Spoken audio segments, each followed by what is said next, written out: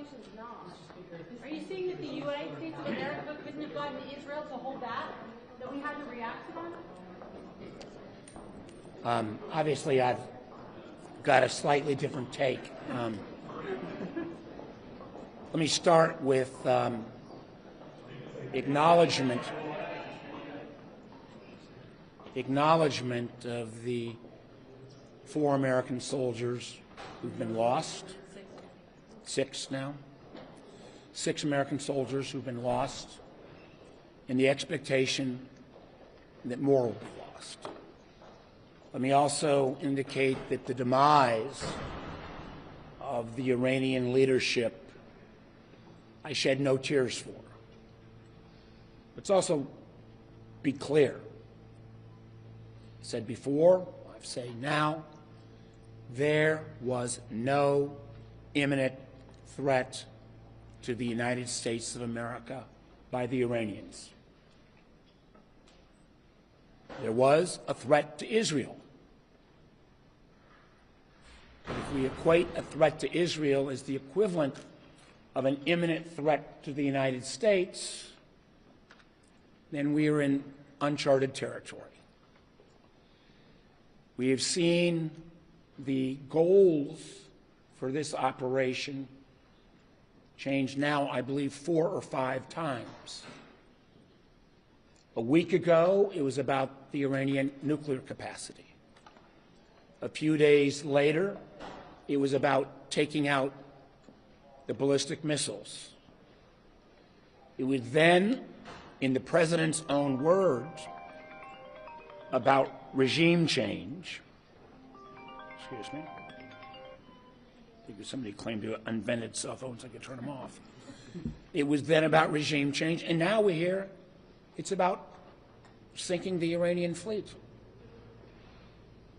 A question I asked is, when the President of the United States says to the Iranian people, rise up, this is your chance to take your country back. What happens if 100,000 Iranian citizens go onto the streets of Tehran and the IRGC forces, which are brutal, murder 5,000, murder 10,000, murder 20,000? Does the United States of America have an obligation there, since the President called them into the streets? This is still a war of choice that has been acknowledged by others, was dictated by Israel's goals and timelines. Israel is a great ally of America. I stand firmly with Israel. But I believe at the end of the day, when we are talking about putting American soldiers in harm's way, when we have American casualties and expectations of more, there needs to be the proof of an imminent threat to American interest. I still don't think that standard has been met.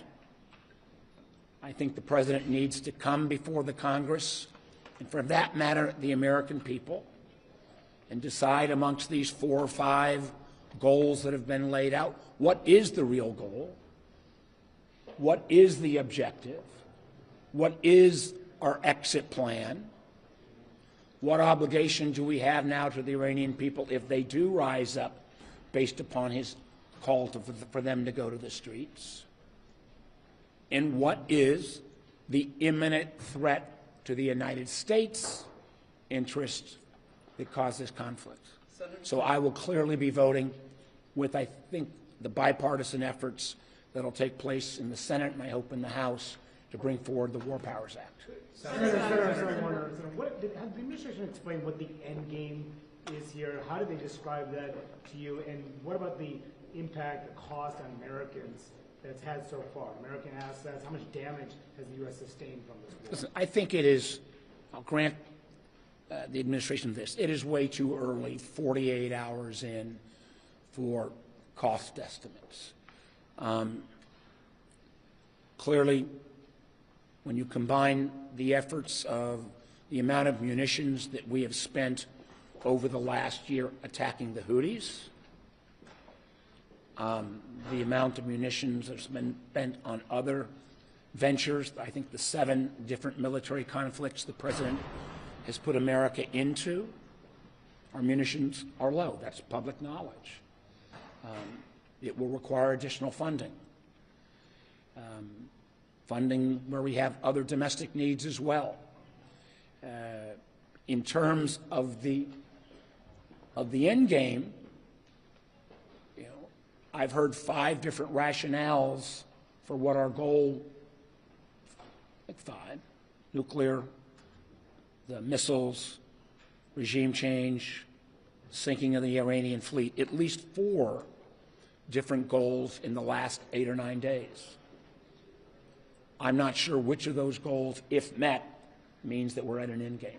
Senator, can I ask you, looking back over the last year, all the times that Congress had a chance to weigh in, or the administration was acting, whether it was in Venezuela or other places, or even in Iran previously, looking back, do you feel like Congress has missed its moment here? Is it basically irrelevant when it comes to declaring war, or is there something that can be done? So far, Congress has been basically, not basically, totally irrelevant because we've not used our power. And again, I go back to the irony of, if you look back in early January, when the Iranian people bravely, against this, again, awful regime, were in the streets on record numbers, you could have actually made a case then that taking a strike towards the IRGC might have pushed the people forward and the regime to crumble. We couldn't do that for 2 reasons. Because the military capability that we would normally have in the region, the aircraft carrier Ford, was off the coast of Venezuela on another one of the president's military follies, and the ability for us to bring our European allies to bear helping us, who have diplomatic presence still with Iran, they were appropriately distracted because of the president's folly about Greenland. So I might not have agreed with an action then, but at least there was a logic to that moment in time. Now it appears that the timeline is not being driven by American imminent security concerns, but by others. Senator, a while ago, the State Department urged Americans living in 14 countries in the Middle East to leave as soon as possible. Pardon me, say that again.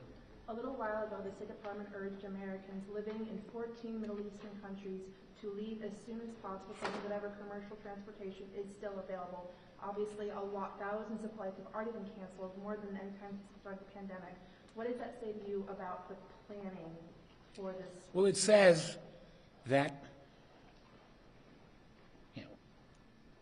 if this was being driven by imminent security threats from Iran against America, we would have, I think, had better planning. And the irony of this, as well, many times, as we know, when an American president takes an action, it's often in reaction to, and then he or she has to act because of the moment in time.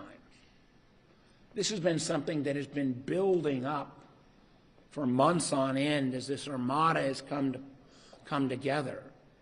And the idea that there is then not a constitutional responsibility for the president to come to Congress after he's built up this fleet, and now, not my words, his words, launched a war against Iran, anyone who argues otherwise hasn't read the Constitution. Senator,